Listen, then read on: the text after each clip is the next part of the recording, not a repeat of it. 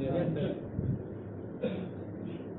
हम लोगों ने मैक्रो इकोनॉमिक्स के इंट्रोडक्शन में दो बातें पढ़ी थी। पहला हमने पढ़ा कि मैक्रो इकोनॉमिक्स होता क्या है, दूसरा हमने पढ़ा कि माइक्रो इकोनॉमिक्स और मैक्रो इकोनॉमिक्स के बीच में क्या डिफरेंस है। ठीक है, यहाँ तक का मामला करने के बाद में नेक्स्ट चीज आती है हमारे सामने स्कोप एंड सिग्निफिकेंस। अब ये दो वर्ड जो है ना, स्कोप, सिग्निफिकेंस, कैरेक्टरिस्टिक, फीचर, ये सारे वर्ड जो हैं, मेरिट, डिमेरिट, आपको आगे चल के पूरे क्लास 12 में बिजनेस स्टडीज में बहुत जगह पढ़ना है और इकोनॉमिक्स में बहुत जगह पढ़ना है। ठीक है, तो अभी हम लोग इन चीजों का बात करके चलते हैं कि इन चीजों में क्या फर्क होता है, क्या ये सारी चीजें सेम होती हैं, इनमें कोई अंतर होता है, कोई डिफरेंस होता है, कुछ होता है, नहीं होता है। तो सबसे पहला वर्ड है स्कोप और दूसरा वर्ड है सिग्निफिकेंस और बीच में लगा हुआ है एंड।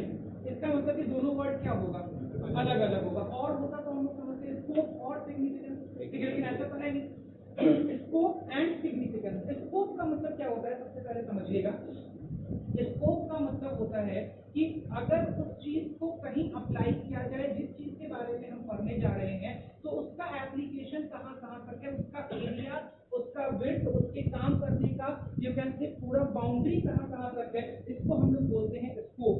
मतलब अगर उस चीज को यूटिलाइज किया जाए तो उस चीज को यूटिलाइज करके हम लोग अपना कौन सा परेशानी, दिक्कत को क्या कर सकते हैं, खत्म कर सकते हैं। इसको हम लोग बोलते हैं स्कोप। ठीक है, और सिग्निफिकेंस, सिग्निफिकेंस का मतलब होता है कि उस चीज का प्रभाव क्या है, फायदा क्या है।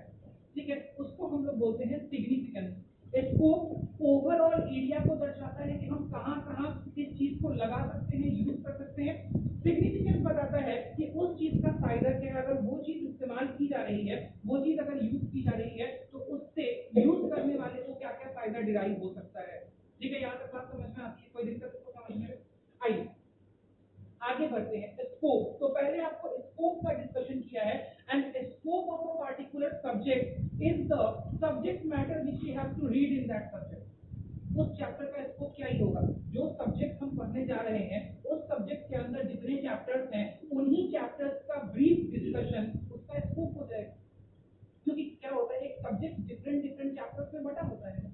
जैसे फॉर एग्जांपल कोई बोलता है कि आप केमिस्ट्री में क्या पढ़ते हैं, तो भाई आप केमिस्ट्री में क्या पढ़ते हैं, आप नॉन कार्बन और कार्बन के बारे में पढ़ते हैं, नॉन का मतलब इनऑर्गेनिक केमिस्ट्री और ऑर्गेनिक केमिस्ट्री पढ़ते हैं। ठीक है, तो पूरा स्कोप क्या हो गया केमिस्ट्री का, ऑर्गेनिक प्लस इनऑर्गेनिक। तो वैसे ही अगर कोई बोले कि मैक्रो इकोनॉमिक्स का क्या स्कोप है, तो what will be the scope of a particular subject, it will be the chapters which we deal in that subject. हम उस सब्जेक्ट में जो चैप्टर्स डील करेंगे वही सब उस सब्जेक्ट का क्या हो जाएगा, स्कोप हो जाएगा। ठीक है, जहां तक समझ में आता है। तो जब भी स्कोप कहीं पे लिखने के लिए आ जाए, भाई साहब सबसे आसान काम है, उस सब्जेक्ट का सारा चैप्टर अगर आपको पता है और याद है, उसके बारे में शॉर्ट में लिख दीजिए, वो उसका क्या बन जाएगा, स्कोप बन जाएगा। देख लीजिए, पहला बोलता है estimation of national income and related aggregate. पहली बात बोलता है estimation of national income and related aggregate. क्या ये हमारा चैप्टर नंबर 1 है? ये हमारा यूनिट 1 है, इतना तो आप जान ही लें। ठीक है, theory of income and employment, ये हमारा यूनिट नंबर 2 है। Theory of money and banking, ये हमारा यूनिट नंबर 3 है। तो आप अगर इस हिसाब से समझेंगे तो भाई साहब किसी भी सब्जेक्ट का स्कोप उसके अंदर डील होने वाले चैप्टर्स हैं, मतलब the brief study of all the chapters will lead to the scope of a particular subject. कोई दिक्कत यहाँ तक समझने में? अब होता है कि हम लोग क्या क्या पढ़ेंगे, तो आइए देखते हैं। सबसे पहला बोलता है estimation of national income and related aggregate. Macro economics का सबसे पहला स्कोप है कि इसके अंदर हम लोग नेशनल इनकम की स्टडी करते हैं। किस चीज की स्टडी करते हैं? नेशनल इनकम की स्टडी करते हैं। और साथ में नेशनल इनकम के जो रिलेटेड एग्रीगेट्स है, रिलेटेड मतलब एक चीज होती है नेशनल इनकम, उसके अलावा कुछ और चीजें होती हैं जिसका हम अभी नाम ले रहे हैं, समझा आपको नहीं पाएंगे, जैसे gross domestic product, net domestic product, net national product, gross national product. ठीक है, ये बहुत सारी चीजें हैं जो नेशनल इनकम के अंदर पढ़नी है। इन्हीं में से कोई एक एग्रीगेट का नाम नेशनल इनकम होता है, ठीक है, जिसका नाम होता है नेट नेशनल प्रोडक्ट। ठीक है, जब हम आपको ये अलग अलग एग्रीगेट पढ़ा रहे होंगे, समझा रहे होंगे, तो आपको समझ में आ जाएगा। तो भाई मैक्रो इकोनॉमिक्स के अंदर सबसे पहला स्कोप है कि हम लोग नेशनल इनकम निकालते हैं और उसके रिलेटेड एग्रीगेट्स के बारे में पढ़ते हैं। ठीक है, आइए बोलते हैं scope of macroeconomics refers to the field of study or area of study of macroeconomics. It includes the following leading issues जो कि हम लोगों 12th के प्रीवियस सिलेबस में पढ़ना है या पीएससीबी बोर्ड के सिलेबस में पढ़ना है, बिकॉज सिलेबस क्या है, सेम सिलेबस में कहीं कोई डिफरेंस नहीं होता है। पहला, estimation of national income and related aggregate. Macro economics starts with the concept of national income. भाई ये शुरू ही होता है किस चीज के कांसेप्ट से, नेशनल इनकम के कांसेप्ट से आगे बढ़ता है। It deals with the definition and estimation of national income. सबसे पहले डिफाइन करेगा कि नेशनल इनकम क्या होता है, फिर डिफाइन करेगा नेशनल इनकम कैसे निकालते हैं, फिर डिफाइन करेगा नेशनल इनकम निकालने के लिए क्या क्या प्रीरिक्विजिट्स हैं, क्या क्या हमें चाहिए होता है, फिर डिफाइन करेगा कि नेशनल इनकम निकालने में क्या क्या कठिनाइयां हैं, फिर डिस्कस करेगा नेशनल इनकम निकाला कैसे जाता है, फिर डिस्कस करेगा कि नेशनल इनकम में क्या चीजें आती हैं क्या चीजें नहीं आती हैं, और चैप्टर अपना क्या हो जाता है। तो पहला स्कोप हो गया मैक्रो इकोनॉमिक्स का कि भाई नेशनल इनकम निकालते हैं। आगे बोलता है एंड रिलेटेड एग्रीगेट, जिसमें से दो एग्रीगेट का नाम दे दिया, एक तो आप जानते ही हैं ग्रॉस डोमेस्टिक प्रोडक्ट, ठीक है, और बाकी जो आप नहीं जानते वो धीरे धीरे क्या करेंगे हम लोग आने वाले चैप्टर्स में जानेंगे, आने वाले चैप्टर्स में सॉरी आने वाले क्लासेस में जानेंगे, चैप्टर्स नहीं बोलेंगे, आने वाले क्लासेस में। आगे बोलते हैं नेक्स्ट स्कोप है थ्योरी ऑफ एम्प्लॉयमेंट, ठीक है, एम्प्लॉयमेंट की थ्योरी, जो कि सबसे you can say typical topic है पूरे आपके क्लास 12 के सिलेबस का, ठीक है। चैप्टर का ही नाम है इनकम आउटपुट एंड एम्प्लॉयमेंट। ये एक पूरा यूनिट है, जो यूनिट आपको बताता है किस चीज के बारे में, मतलब आप बेसिकली समझिए कि जब मैं आपसे स्कोप डिस्कस कर रहा हूँ मैं आपसे पूरा सिलेबस डिस्कस कर रहा हूँ, ठीक है। स्कोप के अंदर मेरे पास पूरा सिलेबस डिस्कस करने का स्कोप है, ठीक है, हम पूरा सिलेबस डिस्कस कर सकते हैं, ठीक है, तो कर रहे हैं। नेक्स्ट चैप्टर है थ्योरी ऑफ एम्प्लॉयमेंट, जिसका एक्चुअल नाम है theory of income output employment, ठीक है। और चैप्टर का बैकग्राउंड समझिएगा, चैप्टर का बैकग्राउंड बोलता है हम एम्प्लॉयमेंट के बारे में पढ़ेंगे, समझेंगे, जानेंगे। एम्प्लॉयमेंट क्या होता है, एम्प्लॉयमेंट कितने तरह का होता है, अनएम्प्लॉयमेंट क्या होता है, अनएम्प्लॉयमेंट कितने तरह का होता है, क्या रीजंस हैं अनएम्प्लॉयमेंट के, क्या रीजंस हैं उन अनएम्प्लॉयमेंट को ठीक करने का, ये सब तो नॉर्मल टॉपिक है। दो और बात उसके अंदर है, पहला आउटपुट, दूसरा इनकम। तो बोलता है ये तीन इकोनॉमिक वेरिएबल्स हैं जो कि हम लोगों को यूनिट 2 में पढ़ना है मैक्रो इकोनॉमिक्स के अंदर। पहला वेरिएबल है एम्प्लॉयमेंट, दूसरा वेरिएबल है इनकम और तीसरा वेरिएबल है आउटपुट, और ये तीनों वेरिएबल एक दूसरे से कनेक्टेड है। ये तीनों वेरिएबल एक दूसरे से कनेक्टेड है। कैसे कनेक्टेड है आइए समझाते हैं। सबसे पहले पूरा हमने output, output create employment, output employment create करेगा, बिल्कुल करेगा, ठीक है। अगर आउटपुट कराना है तो you have to go with the process of production, production होगा तभी ना आउटपुट होगा भाई, और जब आउटपुट होगा प्रोडक्शन नहीं होगा तो भाई आउटपुट भी नहीं होगा। तो in case when there is a need of production, production होगा तो आउटपुट होगा, तो प्रोडक्शन कराने के लिए there is a need of employment, because आपको फैक्ट्री सर्विसेज चाहिए होंगी, लैंड, लेबर, कैपिटल, एंटरप्राइज, ठीक है, तभी तो जाकर किसी इकोनॉमी में प्रोडक्शन हो सकता है। तो भाई प्रोडक्शन होगा तो आपको फैक्टर सर्विसेज चाहिए होगी। Whenever a producer is demanding the factor services, he or she is generating employment। तो ये फैक्टर सर्विसेज क्या आएगा, किसी से रेंट पर आप लैंड लेंगे, किसी को आप एम्प्लॉय करेंगे, किसी को सैलरी पे रखेंगे, किसी को वेज पे रखेंगे, ठीक है। स्किल्ड लेबर, अनस्किल्ड लेबर क्या जनरेट होगा, एम्प्लॉयमेंट, और एम्प्लॉयमेंट जनरेट होगा तो अपने आप क्या जनरेट होगा, ठीक है। तो ये पूरा चैप्टर आपको समझाएगा कि भाई ये पूरी की पूरी चीजें कैसे रिलेटेड है, ठीक है, और ये चीजें कहां से रिलेटेड है। तो second subject matter of economics become the theory of employment, clear है। और इसका क्या प्रभाव पड़ता है, इसका क्या दुष्प्रभाव पड़ता है, ठीक है, क्या कम होने से क्या कम होगा और क्या कम होने से क्या कम हो जाएगा, क्या बढ़ने से क्या बढ़ेगा और क्या बढ़ने से क्या और बढ़ जाएगा, ठीक है। तो भाई इसकी कनेक्टिविटी को पढ़ेंगे। दूसरी बात हो गई, दूसरा चैप्टर आ जाएंगे अब पॉलिसी मेकिंग के ऊपर। पॉलिसी मेकिंग के ऊपर पहला चैप्टर आपका आ गया, जो अगला चैप्टर बोलता है जो स्कोप ऑफ इकोनॉमिक्स है थ्योरी ऑफ मनी। कौन सा चैप्टर है, थ्योरी ऑफ मनी, और साथ में चिपक के आया है बैंकिंग, क्योंकि मनी है तभी बैंकिंग है, मनी नहीं है तो बैंकिंग नहीं है, ठीक है, बात समझ में आता है।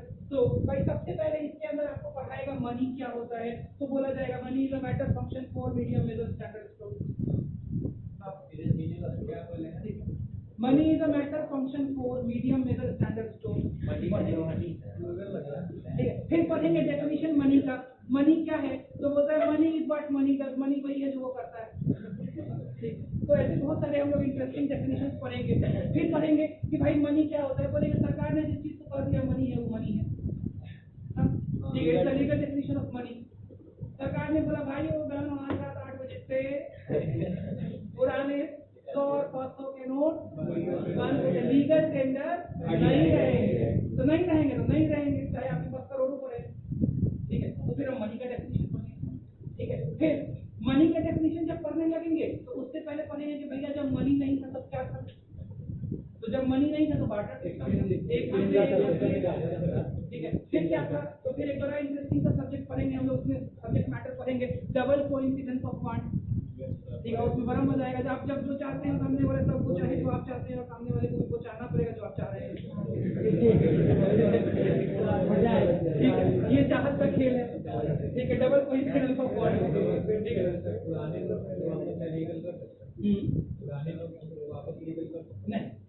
नहीं, उसके बाद कहां से रहेगा, पुराने नोट वापस लीगल नहीं हो पाएंगे, इसलिए नहीं हो पाएंगे, उसी को मतलब कहते कि नहीं अब पुराने जैसे चलेगा नहीं। पुराने नोट जब भी डीमोनेटाइजेशन होता है, डीमोनेटाइजेशन के बाद पुराने नोट को डिस्ट्रॉय कर देते हैं, नहीं तो फिर से आप डायरेक्ट चेंज कर देगा, डीमोनेटाइजेशन के प्रोसेस के बाद में पुराना लीगल टेंडर कभी भी लीगल टेंडर नहीं, अगर मान लीजिए क्योंकि गवर्नमेंट को बहुत सारा उसमें, अगर मान लीजिए नुरुल को पिंक कलर का नोट चाहिए तो क्या होगा, तो पिंक तो है ही है, गुलाबी काला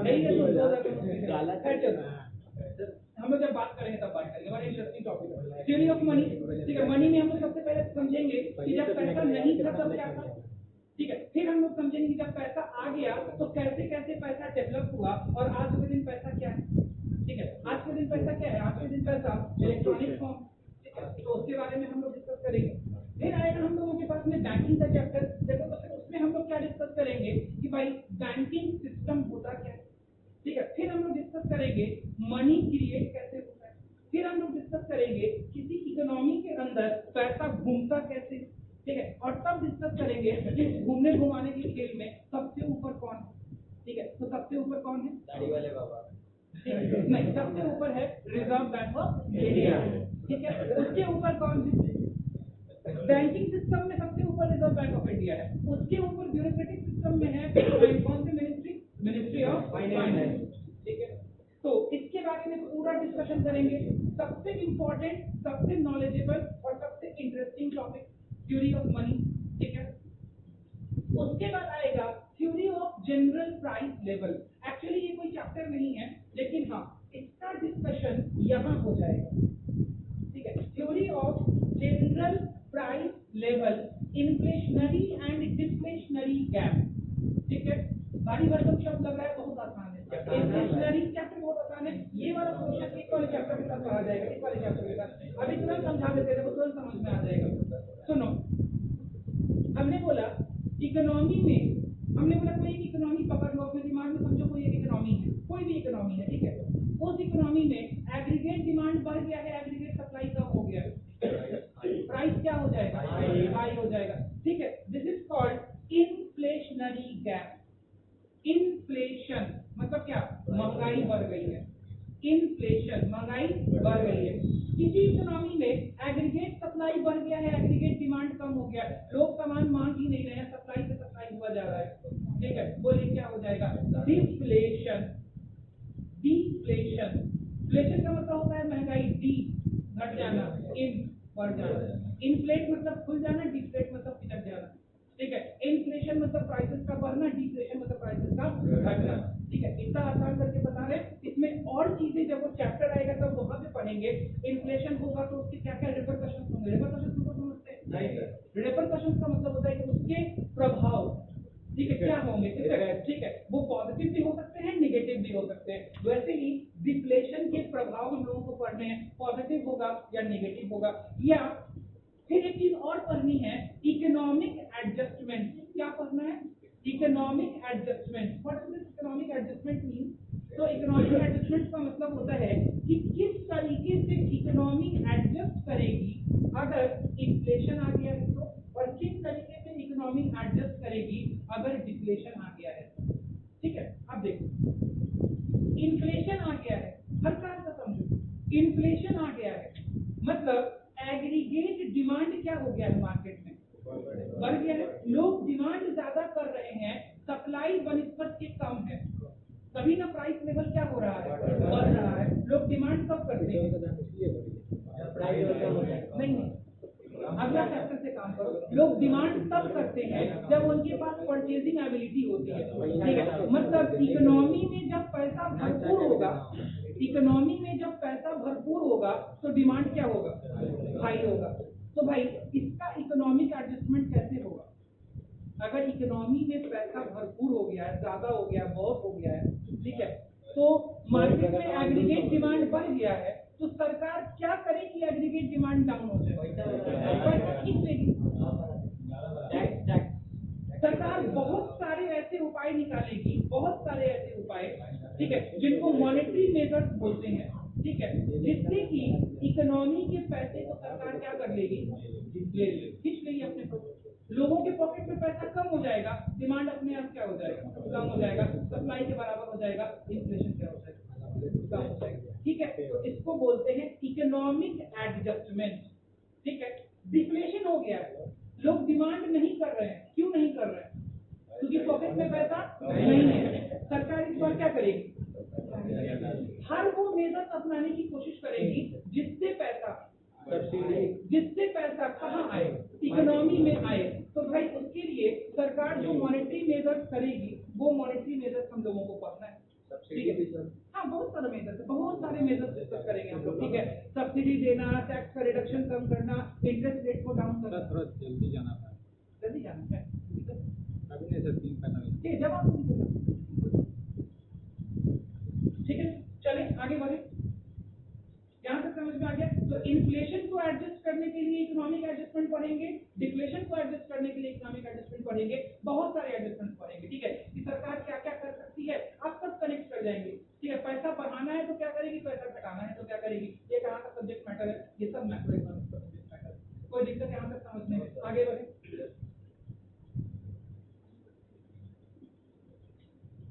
तो एक तरीके से आप समझिए कि पूरे क्लास 12 के चैप्टर्स का आप ओवरव्यू ले रहे हैं, पूरा का पूरा ये ओवरव्यू ही चल रहा है आपके चैप्टर के, क्लास 12 के चैप्टर्स का। नेक्स्ट आ गया, नेक्स्ट बोलता है क्या, रोल ऑफ गवर्नमेंट, गवर्नमेंट का क्या रोल है, और गवर्नमेंट बजट। तो ये आपका अगला यूनिट आ गया, ठीक है, जिसमें हम लोग गवर्नमेंट बजट के बारे में पढ़ेंगे। क्या बोलते हैं, तो भाई गवर्नमेंट बजट क्यों जरूरी है, गवर्नमेंट के बजट का बनना या गवर्नमेंट के बजट का पढ़ना मैक्रो इकोनॉमिक्स का हिस्सा क्यों होगा? बिकॉज अगर ये मैक्रो इकोनॉमिक्स का हिस्सा नहीं होगा, गवर्नमेंट बजट के हिसाब से इकोनॉमिक पॉलिसीज डिसाइड होती, गवर्नमेंट बजट के हिसाब से एक्सपेंडिचर डिसाइड होता है, गवर्नमेंट बजट के हिसाब से रेवेन्यू डिसाइड होता है। तो हम लोग पढ़ेंगे कि वो कौन कौन से सोर्स हैं जिससे सरकार को रेवेन्यू आता है, वो कौन कौन से सोर्स हैं जहां सरकार खर्च करती है, और क्या होता है जब सरकार का आमदनी अठन्नी और खर्चा रुपया हो जाए, ठीक है, और क्या होता है जब सरकार का आमदनी रुपया और खर्चा अठन्नी हो, महंगाई कम हो, ठीक है। तो भाई जब सरकार ज्यादा कमाएगी, कम खर्च करेगी, तो इसको बोलते हैं सरप्लस, ठीक है। और अगर सरकार कम कमाएगी और ज्यादा खर्च करेगी, तो इसको बोलते हैं डेफिसिट, ठीक है। तो भाई बजट अगर सरप्लस में है तो उसका क्या फायदा क्या नुकसान है, बजट अगर डेफिसिट में है तो उसका क्या फायदा क्या नुकसान है, कब सरकार सरप्लस में रह सकती है, कब सरकार डेफिसिट में चली आएगी, ये सारा हम लोगों को इस चैप्टर के अंदर पढ़ना है। गवर्नमेंट बजट कभी सरकार सरप्लस में गया है, डेवलपिंग कंट्री की सरकार कभी सरप्लस में नहीं जाती है, ठीक है, उसके पास में इतना वेलफेयर एक्टिविटी है कभी सरप्लस में जा ही नहीं सकती, ठीक है। तो ये हो गया आपका गवर्नमेंट बजट का चैप्टर, ठीक है। इन सब में हम सिर्फ इंडिया के अंदर ही बात करेंगे, इंडिया के बाहर बात नहीं करेंगे। लेकिन फिर इसके बाद जो नेक्स्ट चैप्टर आएगा, ये बड़ा दमदार चैप्टर, ठीक है, बड़ा मजेदार चैप्टर, और ये चैप्टर आपको बोलता है exchange rate and balance of payment, ठीक है। बहुत ही बढ़िया चैप्टर है ये। नेशनल इनकम का चैप्टर पढ़ाने के बाद हम लोग सीधे इसी चैप्टर पे कूदेंगे, लास्ट चैप्टर, ठीक है। आपको हम कभी भी सिलसिलेवार नहीं पढ़ाएंगे, ठीक है, कि हाँ भाई चैप्टर नंबर 1 के बाद 2, 2 के बाद 3 ऐसे नहीं पढ़ाया जाता है। Chapter national income, exchange rate, balance of payment, फिर आएंगे इनकम एम्प्लॉयमेंट, फिर मनी बैंकिंग, ऐसे करके पढ़ाया जाता है। चैप्टर बैलेंस करके पढ़ाया जाता है, एक भारी एक हल्का, फिर एक भारी फिर एक हल्का, भारी वाला, ये भारी वाला चल रहा है नेशनल इनकम, ठीक है। और जिसमें कंसेप्ट बहुत सारे, भारी कुछ नहीं है, लेकिन आपको बहुत सारे कंसेप्ट अपने दिमाग में रखने पड़ेंगे, समझना पड़ेगा चीजों को, ठीक है। अगला चैप्टर है exchange rate, balance of payment. क्या हुआ पांडे जी, ठीक है, पांडे जी का शादी हुआ इस बार सही में हुआ, इस बार पांडे जी बारात लेके गए, बारात लेके आए, सब लोग गए बारात में शामिल हुए, ठीक है। और कहाँ जाना था? घूमने जाना था बाहर टूर पे, ठीक है। तो पांडे जी निकल के होनोलुलु।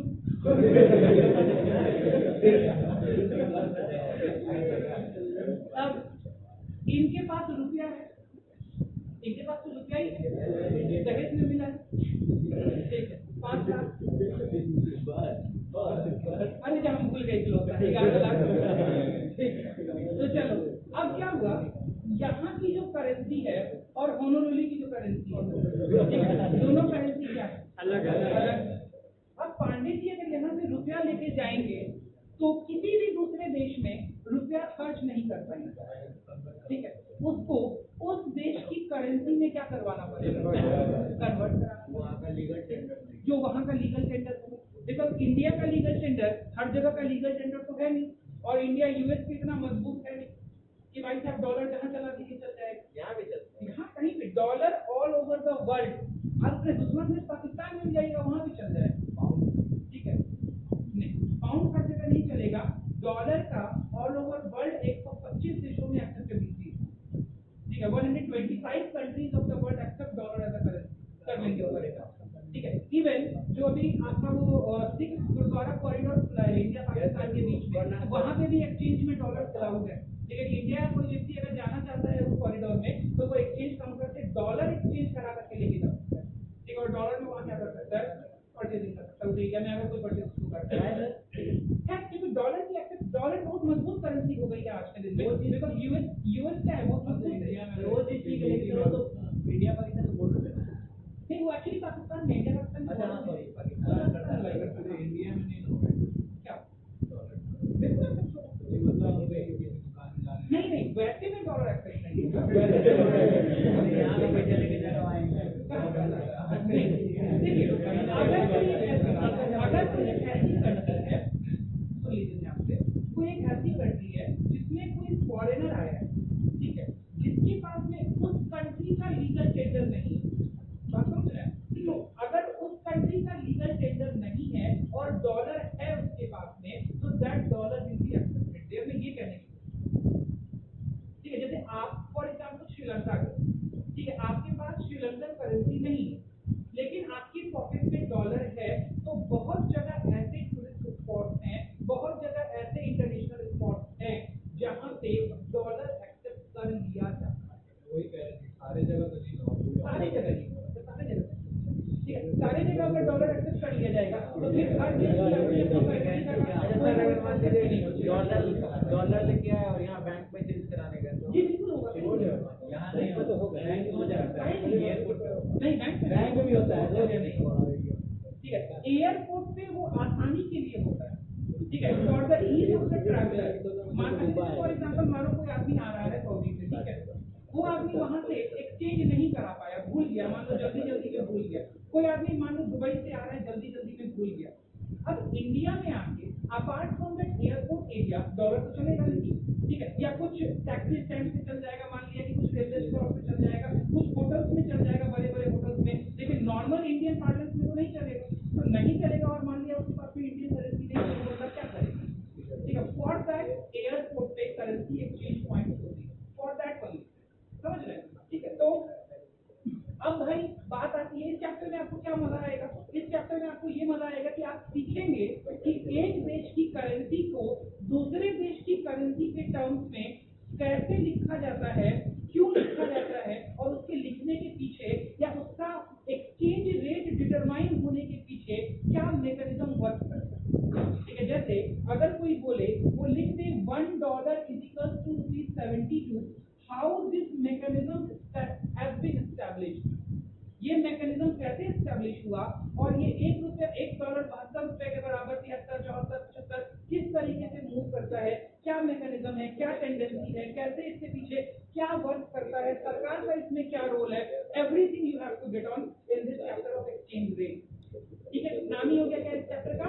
फॉरेन एक्सचेंज रेट, इस चैप्टर का नाम। और आप क्या सीखेंगे इस चैप्टर के अंदर? इस चैप्टर के अंदर आप सीखेंगे कि दो देश की करेंसी को आपस में कैसे नापा जाता है, ठीक है, और उसका क्या प्रोसीजर होता है ये आप सीखेंगे।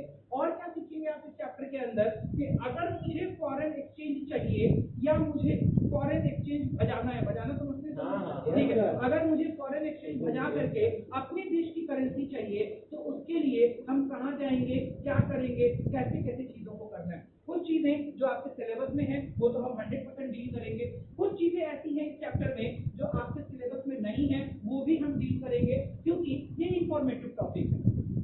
ठीक है, कुछ चैप्टर्स में जैसे मनी एंड बैंकिंग के चैप्टर में और exchange rate and balance of payment के चैप्टर में हम लिबर्टी लेंगे और आगे बढ़ेंगे, आपके सिलेबस डिजाइन सिलेबस से आगे बढ़ेंगे। ठीक है, और आपको कुछ टॉपिक ऐसा भी बताएंगे जो डिजाइन सिलेबस के अंदर नहीं है। ठीक है, लेकिन आपको सिलेबस के कंसेप्ट को समझने के लिए उसको समझना जरूरी है, तो आप आसानी से उस चीज को समझ पाएंगे। इसमें हम आपको समझाएंगे स्पेकुलेशन कैसे होता है, स्पेकुलेशन का मतलब एक्सचेंज रेट पे सट्टा बाजारी कैसे होता है। ठीक है, हाँ बिल्कुल, एक्सचेंज रेट पे सट्टा बाजारी होता है, सट्टा बाजारी के नाम से कैसे होता है, क्यों लोग फॉरेन करेंसी खरीद के रखते हैं, क्यों लोग फॉरेन करेंसी होल्ड करते हैं, ये सब सारी चीजों का बात करेंगे। हवाला ऑलरेडी हम आपको बता चुके हैं। ठीक है, ये एक्चुअली हवाला भी इसी का एक हिस्सा है जो इलीगल फॉरेन ट्रेड एक्सचेंज होता है। ठीक है, वो भी इसी का हिस्सा है। हाँ हाँ, और अगला balance of payment. Balance of payment के दोस्त ये सबसे टेक्निकल चैप्टर है पूरे मैक्रो इकोनॉमिक्स का, balance of payment. Balance of payment आपको ये समझाता है कि भाई इंडिया से बाहर कितना फॉरेन एक्सचेंज गया और इंडिया में कितना फॉरेन एक्सचेंज आया बाहर से, इसका एक अकाउंटिंग रिकॉर्ड। इंडिया से बाहर कितना फॉरेन एक्सचेंज गया और इंडिया में कितना फॉरेन एक्सचेंज का मतलब करेंसी होता है। ठीक है, कितना फॉरेन करेंसी आया, इसका सरकार रिकॉर्ड बना के रखती है। ठीक है, आप बोलेंगे सर करोड़ों ट्रांजैक्शन, हम बोले हाँ अरबों ट्रांजैक्शन हो जाए कोई दिक्कत नहीं है, सरकार इसका क्या बना के रखती है, रिकॉर्ड। मतलब apart from those transactions which are carried through hawala, all those foreign exchange transactions which are carried through the banking system, ठीक है, is being recorded in a government exchequer। ठीक है, उसको गवर्नमेंट रिकॉर्ड करती है, गवर्नमेंट उसको record करती है और उसकी रिकॉर्डिंग का जो अकाउंटिंग स्टेटमेंट है, अकाउंटिंग स्टेटमेंट, ठीक है, वो बैलेंस ऑफ पेमेंट कहलाता है। हवाला का रिकॉर्ड कैसे होगा? बैंक अपार्ट फ्रॉम हवाला transaction, all the banking transactions of foreign exchange apart from हवाला ट्रांजैक्शन। ठीक है, अब समझ में आ गया, इसका बैलेंस ऑफ पेमेंट मेंटेन होता है। मतलब यहाँ पे हम लोग देखेंगे वो कौन से मेथड्स हैं या वो कौन से सोर्सेज हैं जिससे हमारी कंट्री में फॉरेन एक्सचेंज आता है और वो कौन से मेथड्स या सोर्सेज हैं जिससे हमारी कंट्री से पैसा बाहर जाता है, और लास्ट में सरकार का क्या रोल है बैलेंस ऑफ पेमेंट को मेंटेन कराने में, क्या सरकार इसमें कोई रोल अदा करती है, नहीं करती है। इन सब टॉपिक्स के बारे में हम इस चैप्टर में डिस्कशन करेंगे। तो मोर और लेस मैक्रो इकोनॉमिक्स जो आपका है ये बेस है आपका आगे बहुत सारे कॉमर्शियल ट्रांजैक्शन, बहुत सारे इकोनॉमिक ट्रांजैक्शन, आप बिजनेस करें, आप जॉब करें, आप सरकारी एग्जामिनेशन की तैयारी करें, आप एसएससी करें, यूपीएससी करें, कुछ भी करें। ठीक है, ये मैक्रो इकोनॉमिक्स एक ऐसा सेगमेंट है जो हमेशा आपको क्या देगा, एज देगा, एक तरफ से दूसरों से आगे रखेगा। देखो बेसिक ट्रांजैक्शन, ये वाली सारी बेसिक नॉलेज हर उस बच्चे को सीखना पड़ता है जो गवर्नमेंट एग्जामिनेशन में बैठने की कोशिश कर रहा है या गवर्नमेंट एग्जामिनेशन क्रैक करने की कोशिश कर रहा है। In future whether you are going for BBA, whether you are going for CA, CS, LLB, कुछ भी करने जाते हैं, आप ग्रेजुएट लेवल पे सीजीएल का एग्जाम देते हैं, एसएससी में मैट्रिकुलेशन लेवल पे देते हैं, इंटर लेवल पे देते हैं, कुछ भी कहीं भी आप चले जाइएगा, इससे आपका पीछा नहीं छूटेगा। ठीक है, तो बहुत सारे ऐसे टर्म, बहुत सारे ऐसी टर्मिनोलॉजीज, बहुत सारे गवर्नमेंट के ऐसे सेगमेंटेशन, उनको आपको क्या करना पड़ेगा, यहाँ से पढ़ना और समझना पड़ेगा, जो आपके साथ हम पढ़ेंगे और समझेंगे। ठीक है, तो ये हो गया भाई साहब आपके मैक्रो इकोनॉमिक्स का स्कोप। ठीक है, स्कोप के डिस्कशन में मैंने ये लिबर्टी ली है कि मैंने पूरे के पूरे चैप्टर्स को एक ब्रीफ आपके दिमाग में प्लांट करने की कोशिश की है। ठीक है, उसके बाद जैसे जैसे हम लोग आगे बढ़ेंगे वैसे वैसे हम लोग चैप्टर डिस्कस करेंगे। अब आता है सिग्निफिकेंट इंस्ट्रक्शन।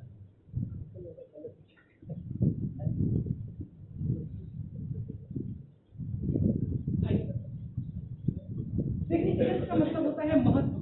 ठीक है, महत्ता, क्या महत्व है, होता है मैक्रो इकोनॉमिक्स की स्टडी इकोनॉमी को डिस्क्राइब करती है। Description of economy, we can describe the economic scenarios, we can describe the economic procedure we can describe the economic policies through the study of macroeconomics. Without macroeconomics, it wouldn't be possible to describe the economy. Economy के बारे में बताना बिना macroeconomic study के possible नहीं है। आई बोलता है मैक्रोइकोनॉमिक्स ऑफर्स और deep description of the economy, मतलब इकोनॉमी की जड़ तक जाके उनके सारे पॉलिसीज, प्रोसीजर्स, टर्म्स, ठीक है, जितनी भी चीजें हैं सबके बारे में कौन समझाता है? मैक्रोइकोनॉमिक्स। बोलता है estimation of national income, study of unemployment, government budget, मतलब पूरे इकोनॉमी के प्रोसीजर्स को समझाने का काम कौन करता है? मैक्रोइकोनॉमिक्स। ठीक है। दूसरा बोलता है road map of growth and development. अगर मैक्रो इकोनॉमिक स्टडी नहीं होगा तो सरकार कभी भी ग्रोथ और डेवलपमेंट का खाका नहीं खींच पाएगी। सरकार को कभी भी पता नहीं चल पाएगा कि एक्चुअली देश कहाँ है और देश कहाँ जा रहा है। ठीक है, तो जो इकोनॉमिक सर्वे होता है, जो इकोनॉमिक ग्रोथ की बातें होती हैं, वो सारी की सारी बातों के बेस में क्या है? Macro economic study. ठीक है, अगर मैक्रो इकोनॉमिक स्टडीज नहीं होगी, government will fail to determine what is the stature या what is the state of economy. हमारे देश की, हमारे अर्थव्यवस्था की क्या हालत है, ये सरकार नहीं समझ सकती है। ठीक है, इसीलिए इकोनॉमिक सर्वे डिपार्टमेंट बनाए जाते हैं जो मैक्रो इकोनॉमिक सर्वे करते हैं। ठीक है, अब सरकार को क्या पता कि अनएम्प्लॉयमेंट का क्या रेट है?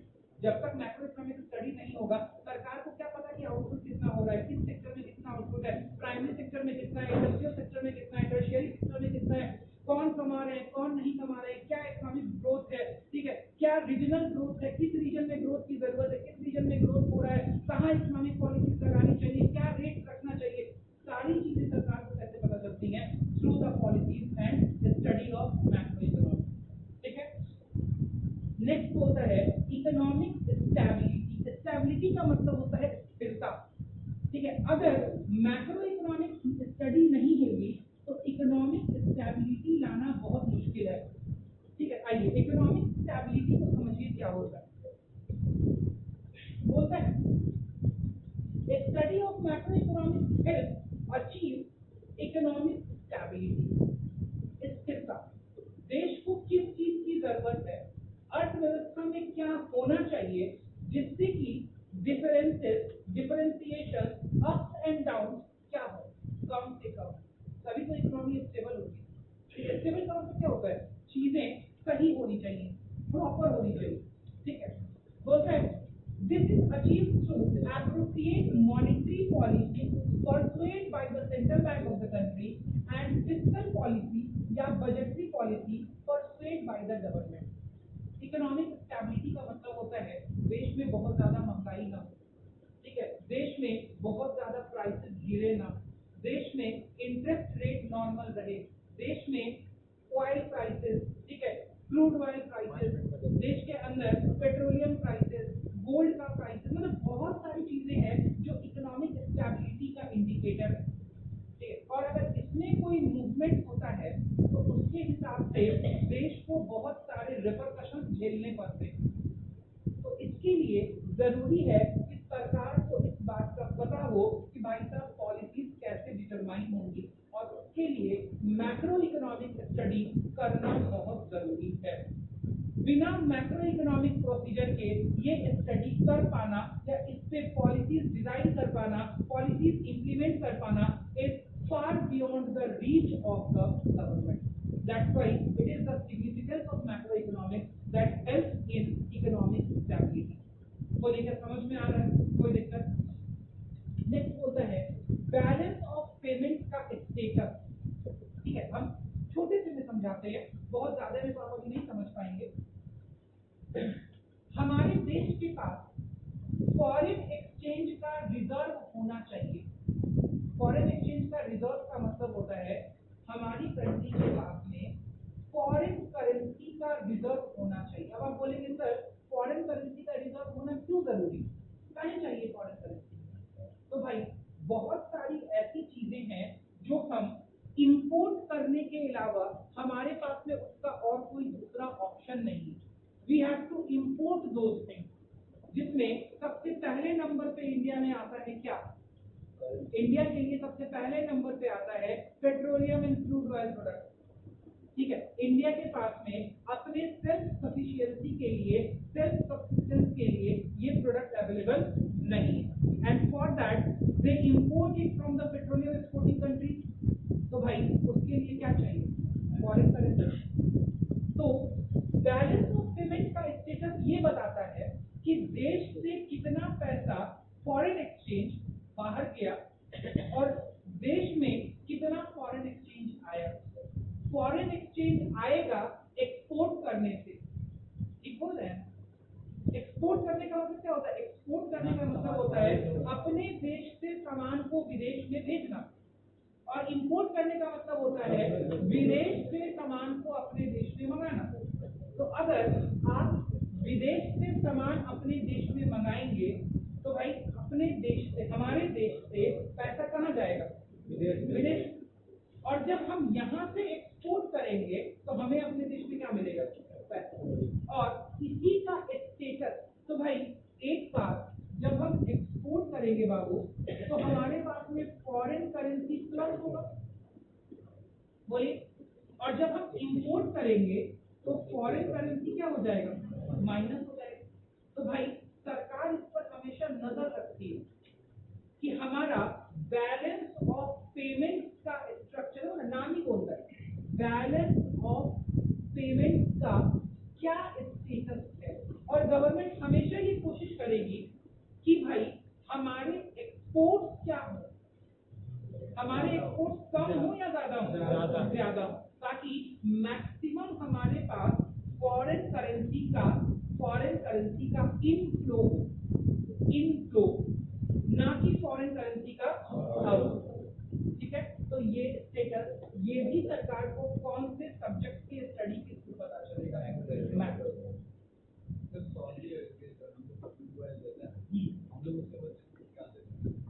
हम लोग उसके बदले में उसको क्या दे सकते हैं? देते हैं। ठीक है, देते हैं तो भाई अभी तो कोई ट्रेड एग्रीमेंट ऐसा है नहीं, हम उसको देते हैं। हाँ, हो सकता है एग्रीकल्चर। ठीक है, प्रोसेस्ड फूड एक्सपोर्ट होता है, सबसे ज्यादा जो मीट एक्सपोर्ट होता है, ठीक है, सऊदी अरेबिया में, वो इंडिया से एक्सपोर्ट होता है। ठीक है, लेदर एक्सपोर्ट होता है, मीट एक्सपोर्ट होता है, पोल्ट्री चिकन एक्सपोर्ट होता है, एग्स एक्सपोर्ट होते हैं, फूड एक्सपोर्ट होते हैं, और आजकल सबसे ज्यादा प्रोसेस्ड ऑर्गेनिक वेजिटेबल्स एक्सपोर्ट होते हैं। प्रोसेस्ड ऑर्गेनिक वेजिटेबल्स का मतलब आराम से निकलने की पीछे की तरफ चले जाइए, रोक दे। हो गया।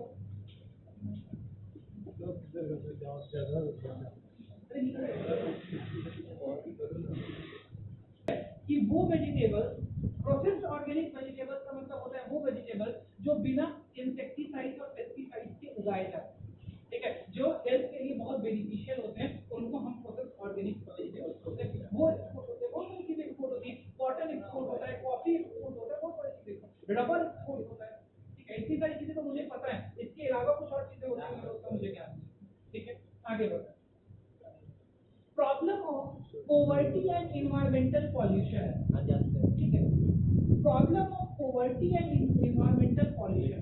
Poverty is not a micro economic issue. ठीक है, पोवर्टी क्या है? एक मैक्रो इकोनॉमिक इशू है, और इन्वायरमेंटल पॉल्यूशन भी एक माइक्रो इकोनॉमिक इशू नहीं है, बिकॉज इन्वायरमेंट से पूरी कंट्री या पूरी इकोनॉमी को फर्क पड़ता है। ठीक है, तो इसके अंदर हम आपको पढ़ाएंगे, दो टर्म पढ़ाएंगे, एक पढ़ाएंगे जीडीपी वेलफेयर, ठीक है, दूसरा पढ़ाएंगे ग्रीन जीएनपी। ठीक है, एक पढ़ाएंगे आपको अभी नेशनल इनकम नहीं पढ़ाएंगे, जीडीपी वेलफेयर, और एक अगला पढ़ाएंगे ग्रीन जीडीपी। ग्रीन जीडीपी, हाँ, ग्रीन जीडीपी का मतलब कि ग्रॉस डोमेस्टिक प्रोडक्ट को बढ़ाने की कोशिश की जाए, लेकिन नॉट ऑन द, ठीक है, कॉस्ट ऑफ इन्वायरमेंट, मतलब इन्वायरमेंट को पॉल्यूट करके नहीं। ठीक है, तो हम लोग ये दो कंसेप्ट पढ़ेंगे अभी। आगे बोलता है next, for every policy formulation, बात नहीं कीजिएगा, ठीक है, for every policy formulation what we need is the study of macro economics. क्योंकि पॉलिसी फॉर्मुलेशन कोई एक पार्टिकुलर मार्केट के लिए, कोई एक पार्टिकुलर सेगमेंट के लिए नहीं होता है, इसके लिए होता है पूरे देश के लिए। तो बोलता है information relating to macro like aggregate demand, aggregate supply, total consumption, investment in the economy, output across different sectors of economy and the like, या इसकी तरह और भी बहुत चीजें is extremely useful in policy formulation. होता है देश में एग्रीगेट डिमांड कितना है, एग्रीगेट सप्लाई कितना है, एक्सपोर्ट कितना है, इंपोर्ट कितना है, ठीक है, लोग कितना कंज्यूम करते हैं, कितना इन्वेस्ट करते हैं, इन सब सारी चीजों का जब तक सरकार को पता नहीं होगा तब तक सरकार पॉलिसी नहीं बना सकती, ठीक है। तो सरकार को पॉलिसी का गठन करने के लिए, पॉलिसी बनाने के लिए बहुत जरूरी है कि मैक्रो इकोनॉमिक्स के ऊपर निर्भर होना पड़ेगा, ठीक है। और ये सारी स्टडीज मैक्रो इकोनॉमिक्स से ही निकल के क्या होती है, आती है। बोलिए यहाँ तक समझने में कोई परेशानी? आगे बोलो।